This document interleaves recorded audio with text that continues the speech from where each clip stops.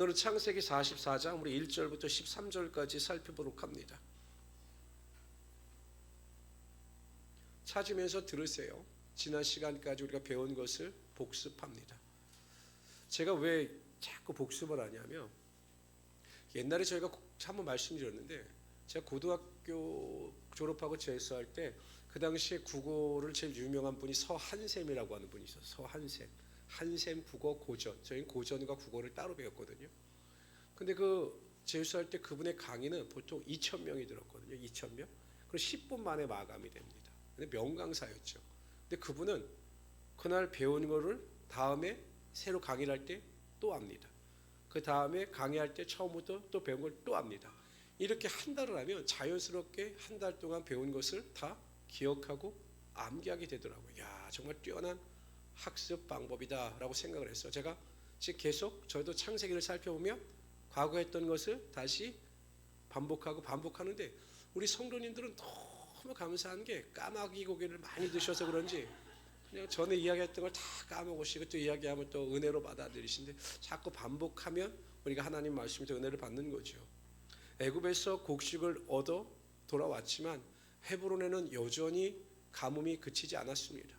그 이유는 하나님께서 야곱이 모든 것을 포기하고 애굽으로 내려가기를 원하셨지만 야곱은 끝까지 자신의 고집과 생각을 내려놓지 않았습니다. 결국 먹을 것이 떨어지자 야곱은 아들들에게 다시 애굽에 내려가서 곡식을 얻어오라 이야기를 합니다. 그럼 내려갈 자녀는 없죠. 왜? 분명히 애굽의 총리가 다시 올 때는 너희가 나를 보려면 베냐민을 데리고 와라, 막내 동생을 데리고 오라 라고 이야기를 했는데, 아버지가 베냐민을 내놓지 않으면 애굽에 내려갔다가는 자기들도 오히려 스파이로 몰려서 잡힐 수가 있기 때문에, 죽을 수가 있기 때문에 결코 내려가지 않으려고 했습니다. 마침내 애굽의 모든 것을 내려놓고 베냐민을 데리고 가라, 하나님께서 하시는 대로 나는 이제 모든 것을 순종하겠다라고 내려놓습니다. 그래서 형제들이 베냐민을 데리고 애굽에 도착하게 되죠. 요셉은 형들이 다시 온 것을 보고 매우 기뻐했습니다. 그래서 이번에는 그 애굽의 성이 아니라, 총리 관저가 아니라 자신의 집으로 초대하여 형제들에게 잔치를 베풉니다. 근데 형들은 이상한 걸 느꼈어요. 요셉이 그 애굽의 총리인데 형들은 모르니까요. 요셉이 형들의 그 서열 순서대로 다 지명하면서 자리를 앉히는 걸 보면서 참 귀하게 생각했어요. 와, 어떻게 저 사람이 우리 형제들의 서열을 첫째, 둘째, 셋째, 넷째를 알고서 저렇게 세울까라고 굉장히 귀하게 여겼습니다. 요셉이 자기의 음식을 형들에게 나눠주고, 또 잔치 분위기가 굉장히 무르익어 감으로 말미암아 형들은 마음속에 가지고 있던 두려움과 긴장감을 다 내려놓게 됩니다. 이것이 지난 시간까지의 이야기였습니다. 다 기억하시죠? 네, 그냥 무조건 끄떡이는 게 좋습니다. 우리 1절부터 13절까지 한 절씩 교독합니다. 제가 여러분도 1절 읽으세요. 시작.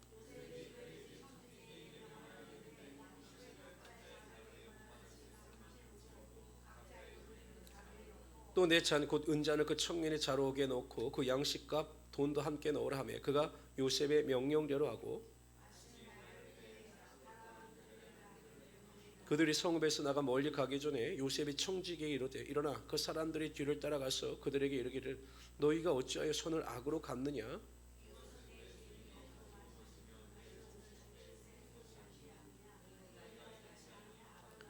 청지기가 그들에게 따라가서 그대로 말하니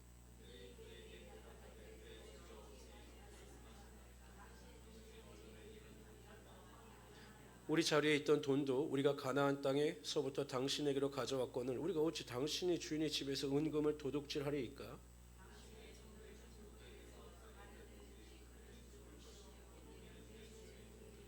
그가 이르되 그러면 너희의 말과 같이 하리라. 그것이 누구에게서든지 발견되면 그는 내게 종이 될 것이요 너희는 죄가 없으리라. 그가 나이 많은 자에게서부터 시작하여 나이 적은 자에게까지 조사함에 그 잔이 베냐민의 자루에서 발견된지다. 아멘.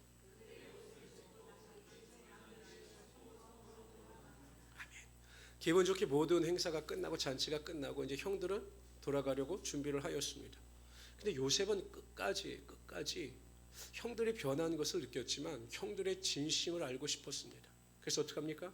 베냐민의 짐에다가 그 요셉의 은잔을 몰래 숨기게 명령을 내립니다. 형들은 아침이 되자 의기양양하여 출발했습니다. 기분 너무 좋지요? 자신들이 원하는 대로 다 되었습니다. 잡혀있던 시몬도 자유가 되었고, 또 원하던 곡식도 얻었고, 또 베냐민도 무사하고, 모든 것이 자신의 생각대로 되자 형들은 룰루랄라 하면서 떠났습니다. 노래를 부르면서 막 떠났습니다. 야, 잘됐다. 서로 격려하며 기뻐하며 떠났습니다. 근데 출발한 지 얼마 안 돼서 갑자기 애국 군대가 밀어닥치더니 자신들을 도둑으로 오인하는 것입니다. 몰아세우는 겁니다. 뭐라고 이야기하냐면, 왜 우리 총리가 점치는 은자를 너희가 훔쳐갔느냐라고 막 몰아세웁니다. 그러나 형들은 당당했습니다. 왜? 훔친 일이 없기 때문에. 그래서 뭐라고 이야기합니까? 우리는 억울합니다. 만약 우리가 정말 그 총리의 은잔을 훔쳤다면 우리가 당신의 종이 되고 훔친 자는 죽을 것입니다 라고 자신 있게 이야기를 합니다. 그러자 그래 그렇다면 한번 우리가 점검해 보자 라고 하여 서열대로 나이 순서대로 짐을 풉니다. 루벤을 딱 짐을 풀었습니다. 있습니까 없습니까? 의기양양합니다. 그 다음에 시몬의 짐을 딱 풀었습니다. 있습니까 없습니까? 없죠. 그 다음에 레위, 유다 순서대로 딱 풉니다. 마지막 순간까지 잔이 나오지 않자 형들은 의기양양했습니다. 봐라, 우리는 그것을 훔치지 않았다. 당신들이 그것을 오해한 것이다 라고 자신 있게 서 있는데 베냐민의 짐을 딱 푸니 거기서 은잔이 나온 겁니다. 그 순간 형들은 아마 하늘이 무너지는 것 같은 절망을 느꼈을 것입니다. 혹시 설마 했는데 정말 베냐민 짐에서 그 짐이 나오자 형들과 베냐민은 모든 것을 포기하고 애굽으로 가게 됩니다. 그렇게 생각했겠죠. 이젠 정말로 다 죽었구나. 우리의 결백함을 증명해 줄 사람이 없으니 이제는 우린 다 죽었구나 라고 생각을 하였을 것입니다. 형들의 마음을 알아보기 위해서 그 형들을 시험하고 있습니다. 그래서 제가 이 본문의 내용을 영화로 만들면 어떤 제목으로 만들까 곰곰이 생각해 봤습니다. 그래서 이 영화의 제목은 요셉의 시험과 형들의 억울함, 이렇게 영화 제목을 치면 딱 좋을 것 같아요. 너무 억울하죠. 형들과 형제들 입장에서 보면 자신들이 훔치지 않았는데 너무 억울합니다. 그래서 저는 요셉의 시험과 형들의 억울함 이렇게 제목을 줬는데 곰곰이 생각해 보니까 하나님께서 가끔 성도들을 다뤄가는 모습 속에 이러한 일들이 비일비재하게 일어납니다. 하나님도 여러분 우리를 시험하셔요. 아브라함도 시험하셨잖아요. 그 믿음이 어떠한가. 정말 하나님께 정말 하나님만을 경외하는지 그 아들 이삭을 더 사랑하는지를 하나님께서는 알아보시기 위하여 아브라함을 시험하셨습니다. 하나님도 우리를 이렇게 시험하셔요. 그래서 가끔 이러한 일이 벌어집니다. 하나님의 시험과 성도들의 억울함. 성도들 중에요 억울한 사람들 굉장히 많아요. 여러분들 그런 경우 없으십니까? 저는 언제 제일 억울했냐면 제가 재수를 했습니다. 근데 제가 재수를 하면서도 주일 성수 정말 잘 지켰고 정말 봉사만 못했을 뿐이지 항상 바쁘더라도 항상 교회 가서 주일 성수를 했어요. 근데 제 친구는 주일 성수를 안 합니다. 왜냐면 공부해야 되니까 주일날도 학원에 가서 영상까지 학원에 가서 공부하고 주일 성수 잘 하지 않았어요. 근데 시험이 딱 끝났는데 결과는 저는 시험을 폭망했고 그 친구는 단대 치대를 넣을 정도로 굉장히 점수가 잘 나왔어요. 그때 저는 굉장히 억울했습니다. 왜 주일 성수를 잘하고 어쨌든 믿음 안에서 하나님을 무시했던 저는 폭망하고 그 친구는 그렇게 잘 받는지. 근데 지금 한 3, 40년이 흐른 뒤에 보니까 하나님께서 저를 폭망시킨 이유가 있으시더라고요. 또 그 친구는 그 친구 나름대로 하나님의 주권과 섭리가 있었지만 그 당시에는 정말 억울했습니다. 왜 잘 믿는데 왜 열심히 살려고 하는데 하나님께서 나에게 이렇게 하시는가라고 하는 그 억울함이 있었습니다. 제가 성도들도 살펴보면 그래요. 참 저분은 억울하겠다라고 생각하는 분들이 많습니다. 난 참 믿음이 좋아요. 주일 성수 잘하고 주중 예배 잘 드리고 어찌하든지 하나님 앞에서 귀한 것을 하나님께 드리고 또 온전한 예물 생활도 잘하고 봉사도 잘하고 믿음에서 보면 전혀 결점이 없습니다. 항상 그 마음속에는 하나님을 경외하며 하나님을 감사하는 마음을 가지고 살아갑니다. 그런데 알 수 없는 시험과 고난과 환난이 밀려올 때가 있습니다.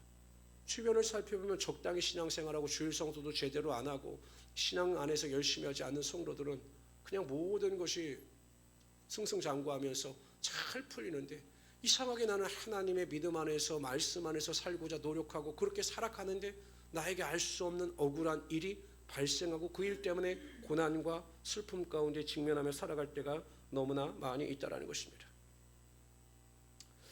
그런데 하나님께서는 왜 그 억울한 시험을 우리에게 허락하시는가? 한 가지 이유밖에 없어요. 시험이 없이는 신앙의 성장과 성숙을 이루어가지 못하기 때문입니다. 여러분 성경을 보세요. 성경을 보면 하나님께서 크게 쓰신 사람일수록 하나님의 시험의 깊이와 넓이가 컸다라는 것입니다. 요셉도 보십시오. 애굽의 총리로서 쓰임받기 위해서 13년 동안 하나님께서 시험하심으로 그를 단련하시고 훈련시키셔서 하나님의 귀중한 도구로 사용하여 주신 거죠. 잠언서 17장 3절에 보면 도가니는 은을 풀무는 금을 연단하거니와 여호와는 마음을 연단하시느니라.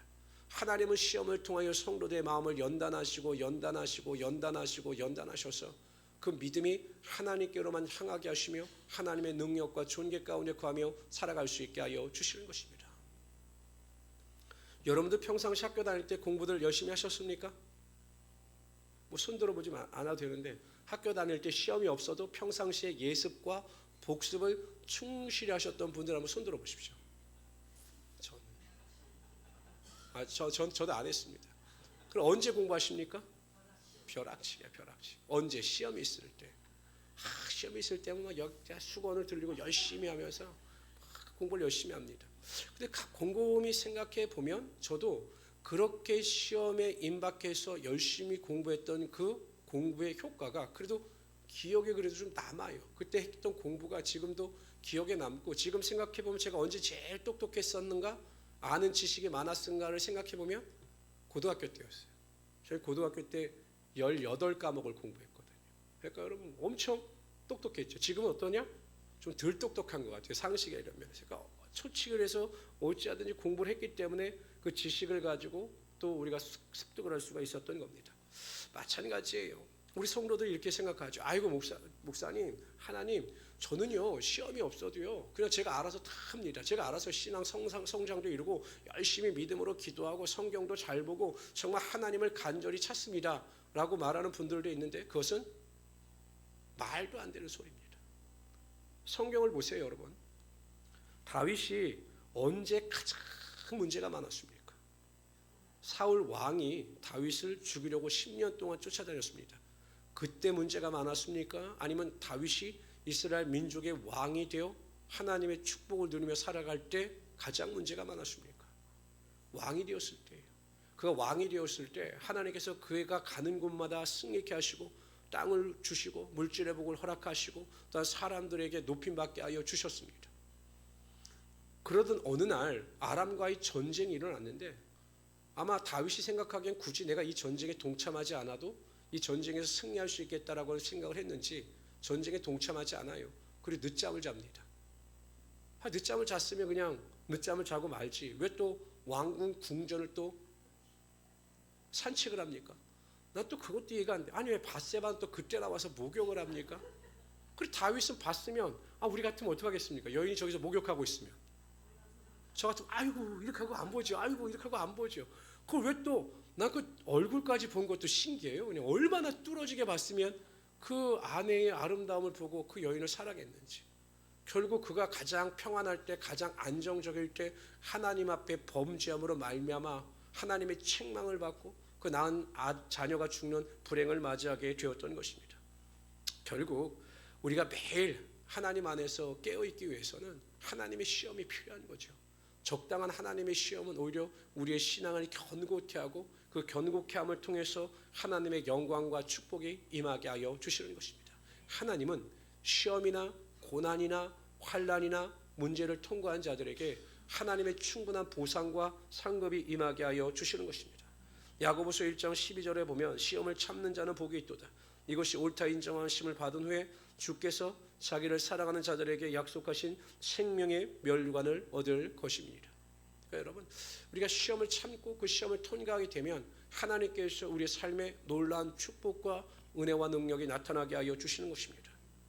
하나님이 시험에 합격한 아브라함에게 이렇게 말씀하십니다. 여호와의 사자가 하늘에서부터 두 번째 아브라함을 불러 가라사대 여호와께서 이르시기를 내가 나를 가리켜 맹세하노니 네가 이같이 행하여 네 아들 내 독자를 아끼지 아니하였은즉 내가 내게 큰 복을 주고 내 씨를 크게 성하여 하늘의 별과 같고 바다의 모래와 같게 하리니 네 씨가 그 대적의 문을 얻으리라. 또 내 씨로 말미암아 천하 만민이 복을 얻으리니 이는 내가 나의 말을 준행하였음이라 하셨다 하니라.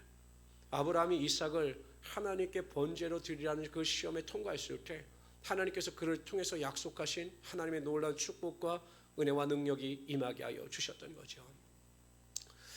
제 딸이 그 전주에서 초등학교를 다닐 때 그 초등학교 5학년 때인가 6학년 때 선생님이 매일 쪽지 시험을 보셨어요. 쪽지 시험. 근데 그렇게 쪽지 시험을 본 아이들이 학업 성취도가 훨씬 높다라는 거예요. 그러니까 여러분 아이들을 아이고 뭐 학생 때 공부해 그냥 놀아 쉬어 이렇게 이런 분들이 좋은 교사가 아닙니다. 어찌하든지 아이들이 공부하고 필요한 지식을 얻을 수 있도록 아이들이 지금 당장은 힘들더라도 시험을 쳐서 그 아이들의 지식과 수준을 높여주는 것이 좋은 교사인 거예요. 그래서 매일 쪽지 시험을 보셨다라고 하더라고요. 저는 솔직히 시험이 없는 삶이 하나님의 시험이 없는 삶이 훨씬 좋을 것 같지만 아니에요. 하나님의 시험이 있을 때마다 그 시험을 능히 이기는 자들에게 하나님께서는 더 큰 축복을 허락하여 주시는 거죠.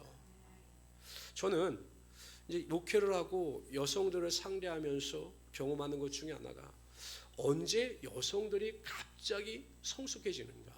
이렇게 여성들이 인생의 주기 가운데 언제 갑자기 여성으로서 이 성숙해질 때가 있어요.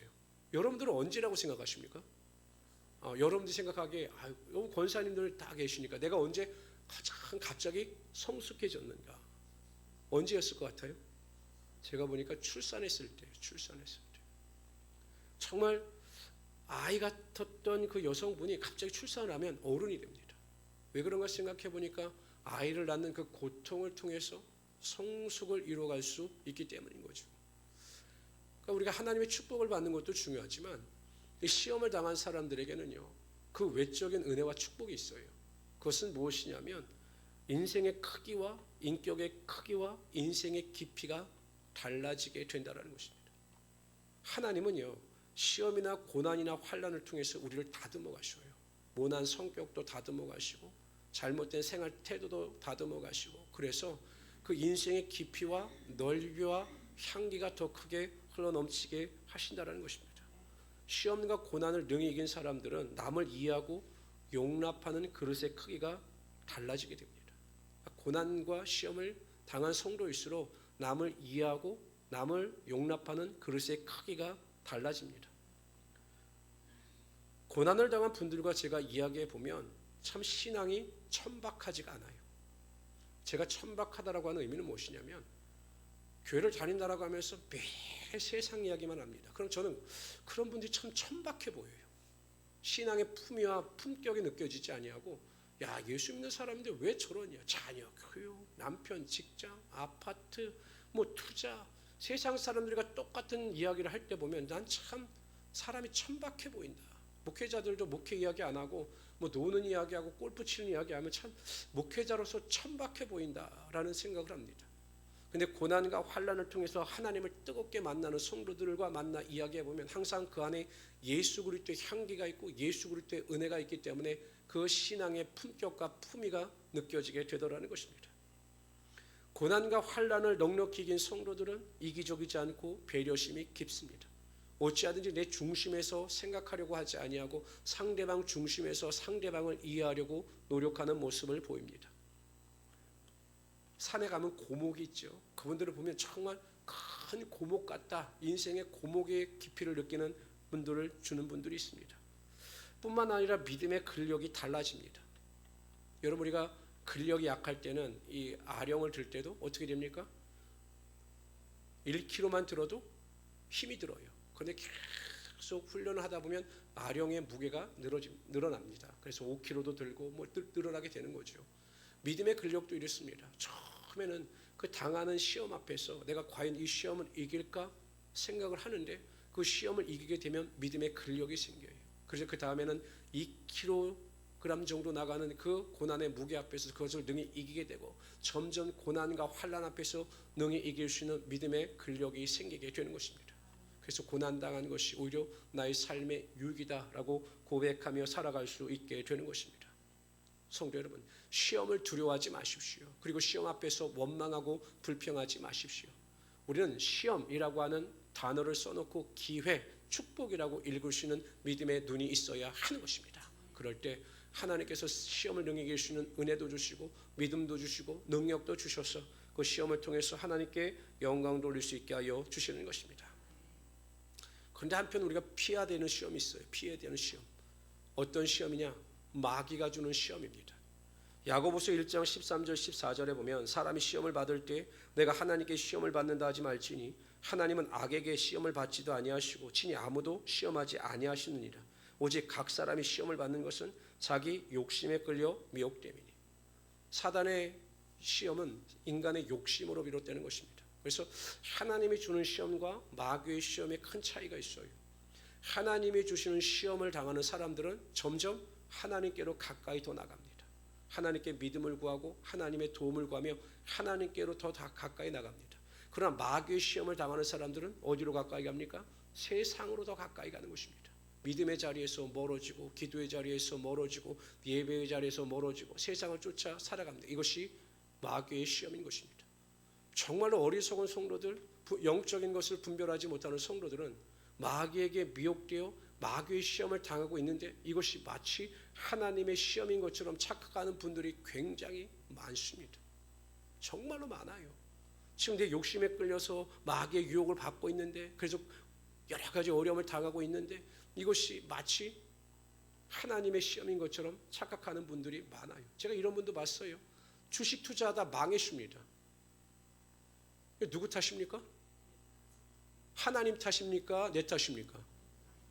근데 이런 것을 갖다 하나님 탓으로 돌리는 거예요. 왜 하나님, 누구는 주식해서 돈을 벌게 하셨는데 왜 저는 이렇게 망하게 하십니까?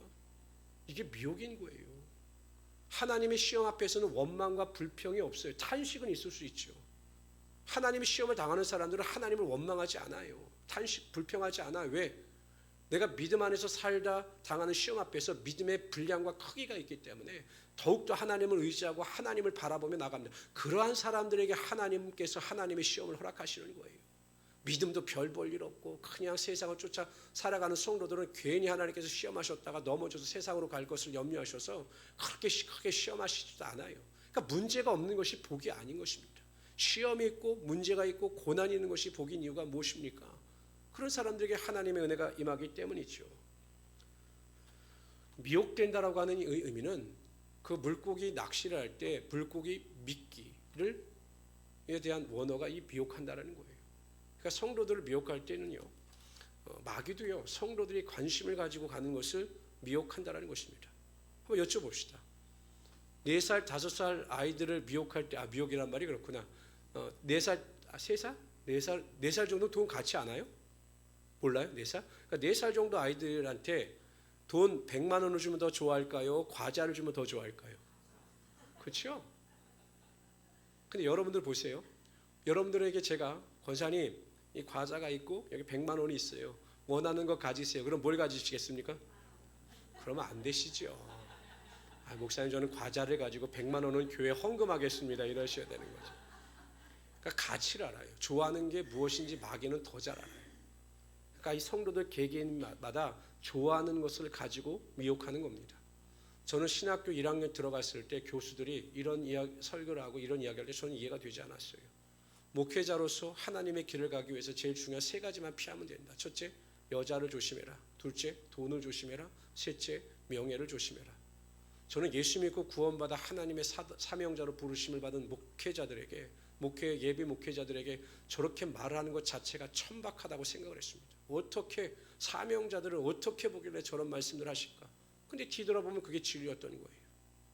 목회자들 속에도 항상 미혹되는 영이 임하여, 여러분 생각해 보세요. 교회는요, 성도 한 사람 한 사람을 사단이 공격하는 것보다 목회자 하나만 공격하면 수십 명, 수백 명이 나가 떨어지는 겁니다. 그렇지 않아요? 목회자 하나만 흔들어 놓으면요, 성도들 시험 받아서 교회 떠나가는 사람들 수십 명, 수백 명 되는 거예요.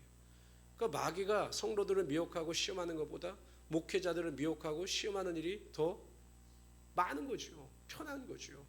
근데 그게 넘어지는 겁니다. 아니 목회자들도 가장 원초적인 돈과 여자와 명예와 권력 앞에 넘어지는데 여러분들 어떻겠습니까?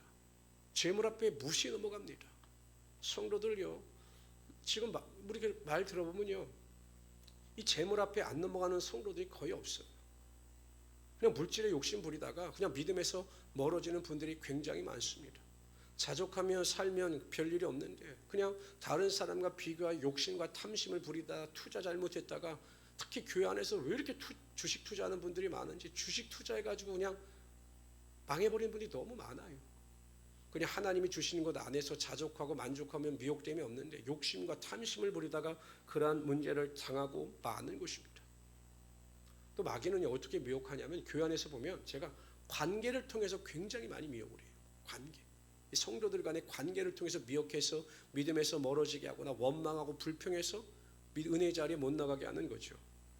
여러분, 신약 성경에도 보면 이 빌립보 교회는 굉장히 모범적인 교회입니다. 사도 바울이 칭찬하면서 모범적인 교회예요.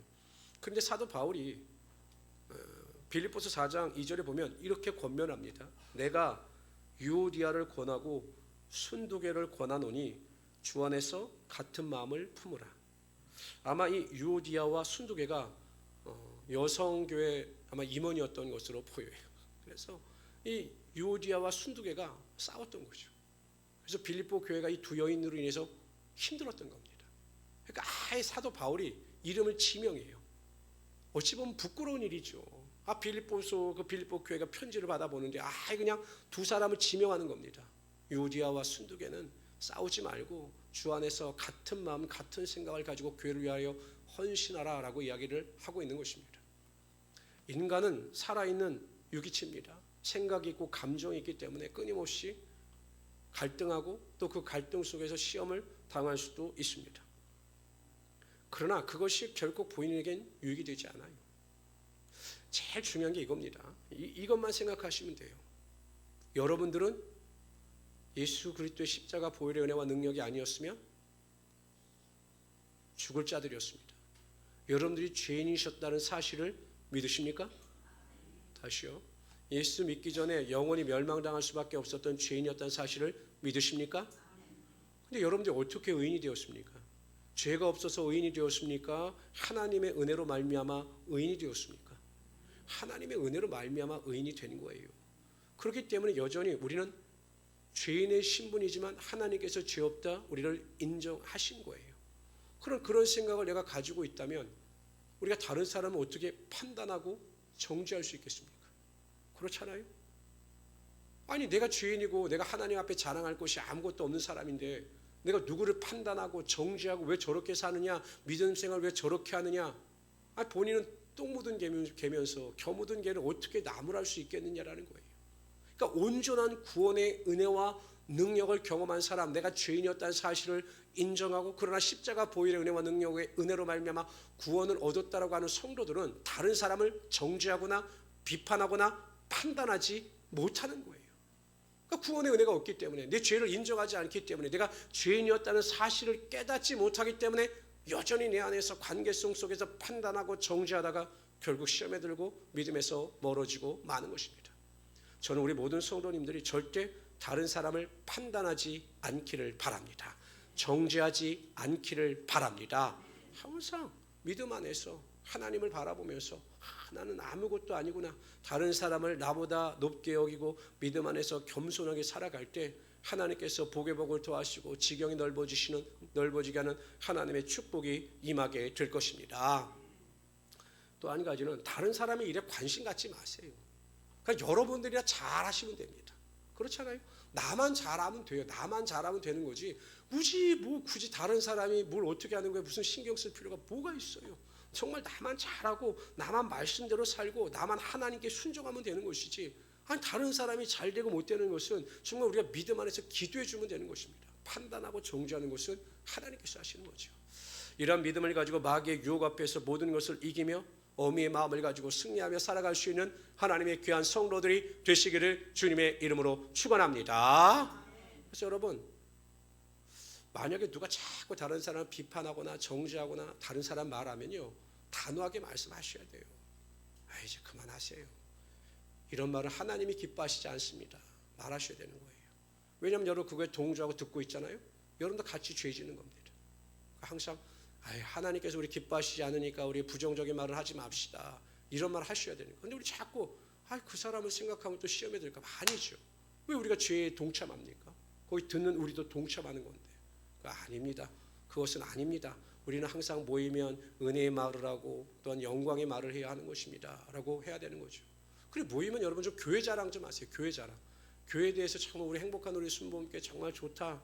뭐 정말 행복한 교회다. 이렇게 좀 교회를 자랑 좀 하십시오. 자식 자랑하지 마시고 뭐 이런 거 자랑하지 마시고 좀 교회 자랑 좀 하시고 막 교회를 위해서 막 선전하고 홍보해야지. 나가서 맨날 뭐 우리 교회는 뭐 사랑이 없다. 우리 교회는 뭐가 없다. 자기 얼굴에 침 뱉는 것 아니겠습니까? 그렇잖아요. 전 제일 한심한 사람이 나와가지고 자기 부인 욕하고 자기 남편 욕하고 자기 자녀 욕하고 난 이런 사람들이 제일 한심한 사람이라고 보는데 나가서 교회에 대해서 흉보고 교회 비판하는 사람이 그게 뭘 대단한 사람이겠습니까? 저는 항상 우리 모든 성도님들이 교회를 사랑하는 마음을 가지고 다른 사람을 사랑하는 마음을 가지고 온전히 하나님만을 위하여 살아갈 수 있는 하나님의 귀한 성도들이 되시기를 주님의 이름으로 축원합니다. 저는 이단들을 보면 대단하다고 생각하는 것이 무엇이냐면 이단들은 자신들의 그 이단을 엄청 자랑합니다. 그 프라이드가 마귀에게 미혹된 영이죠. 그래서 항상 자랑할 수 있는 것을 자랑하되 헛된 것을 자랑하는 것이 아니라 참된 것을 자랑하면서 마귀의 미혹 앞에 넘어가지 않도록 최선을 다할 수 있는 우리 성도들이 되시기를 주님의 이름으로 축원합니다. 기도합시다. 좋으신 하나님 정말로 감사합니다. 우리가 매일 매 순간마다 살아갈 때 하나님께서 크신 은혜와 능력을 아버지 함께하여 주시옵소서. 하나님께서 우리를 끊임없이 시험하시되 그 시험을 통하여 그 시험을 통과한 자들에게 하나님의 은혜와 축복이 임하게 하시며 하나님의 영광이 임하게 하심을 정말로 감사합니다. 하나님 우리 모든 성도들에게 견고한 믿음을 허락하여 주시어서 주님 오시는 그날까지 승리할 수 있도록 역사하여 주시옵소서. 영광이 되게 하여 주시옵소서. 하나님 오늘도 우리가 주님 앞에 간절한 마음을 가지고 기도하기를 원합니다. 하나님 교회를 위하여 가정을 위하여 또한 우리 기도 제목을 위하여 문제를 위하여 기도할 때마다 놀라운 축복과 은혜와 능력이 임하게 하여 주시옵소서. 감사하며 예수님의 이름으로 기도드리옵나이다. 아멘.